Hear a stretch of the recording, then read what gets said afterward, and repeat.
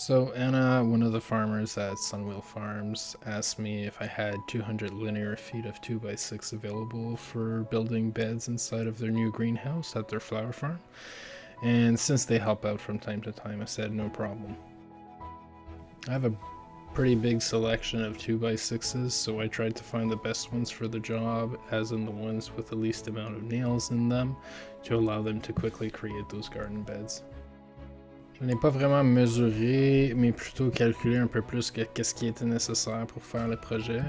Et rendu à leur ferme, Flo, un des fermiers de Sunwheel Farms, m'a aidé à décharger le camion et rentrer les planches de 2x6 à l'intérieur de leur serre, qu'ils ont nommé Hector. As you will see, we indeed removed nails from two pieces that were still stuck together.